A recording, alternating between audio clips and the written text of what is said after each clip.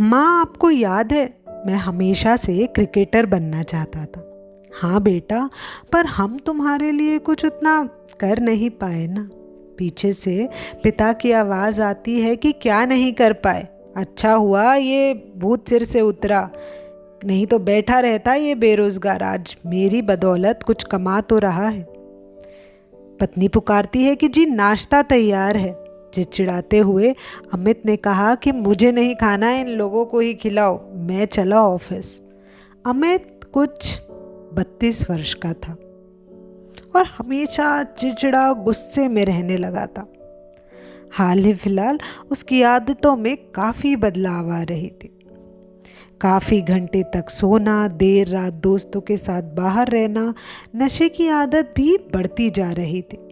पर उसे समझाता कौन? पिता से तो सीधे मुंह बात नहीं होती थी।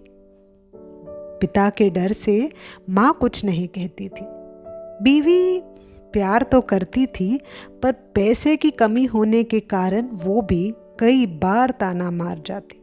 तो बस वही घर बार छोड़ के बेसुध वो नशे में रहने लगा था। और ये सही कहते हैं कि नशे में इंसान किसी का नहीं होता। घर की बिजली बिल 6 महीने से भरी नहीं थी। लोग कर्जा मांगने घर तक आने लगे थे और अमित सिर्फ चीज़ों को बस घुमा रहा था, सिर्फ उनसे भागे जा रहा था। बहुत उलझा चुका था उसने अपना जीवन।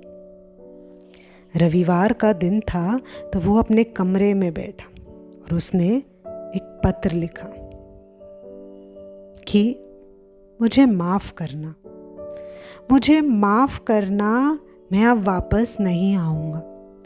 तुम लोगों को तुम्हारे पैसे मिल जाएंगे पर मैं नहीं आऊँगा। मेरी चिंता मत करना, बस मुझे माफ़ करना। सोमवार का दिन था। अमित सुबह 6 बजे अपनी बेटी को स्कूल छोड़ने निकल गया और ये सोचा था कि स्कूल छोड़ते ही हाईवे पर निकल जाऊंगा। रोड एक्सीडेंट को सुसाइड नहीं मानते हैं तो घर वालों को लाइफ इंश्योरेंस के पैसे भी मिल जाएंगे। चलो रिद्धि बेटा, स्कूल आ गया, चलो। रिद्धि ने कुछ जवाब नहीं दिया तो अमित ने दोबारा कहा, रिद्धि बेटा अपना बैग लो, स्कूल आ गया है। कुछ दिनों से अमित ने रिद्धि पर उतना ध्यान नहीं दिया था। जैसे ही रिद्धि से नज़र मिली तो वो कुछ शांत सी बैठी थी और रोने लगी कि नहीं पापा, मुझे नहीं जाना है, मुझे चिढ़ होती है इन लोगों से, मुझे बस भाग जाना है पापा, मुझे कोई प्यार नहीं करता, मुझे नहीं जाना है स्कूल।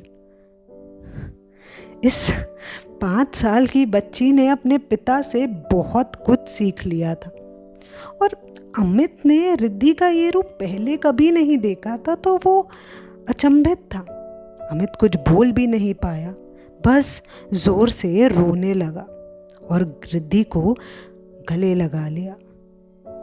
यह देखते रिद्धि थोड़ी शांत हो गई क्योंकि पिता को ऐसे रोते हुए उसने भी कभी नहीं देखा था। अमित ने रिद्धि को कहा कि बेटा, पापा आपसे बहुत प्यार करते हैं, ये कभी मत भूलना बेटा, पापा आपसे बहुत प्यार करते हैं। उस पल अमित को एक नया मौका मिला जिंदगी को नए तरीके से जीने का।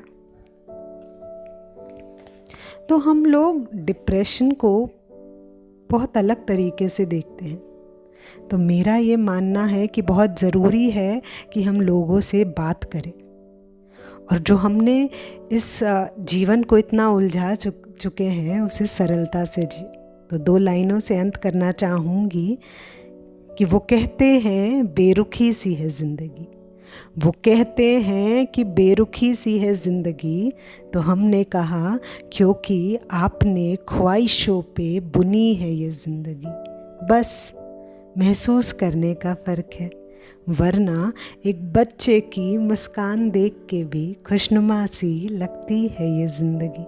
शुक्रिया।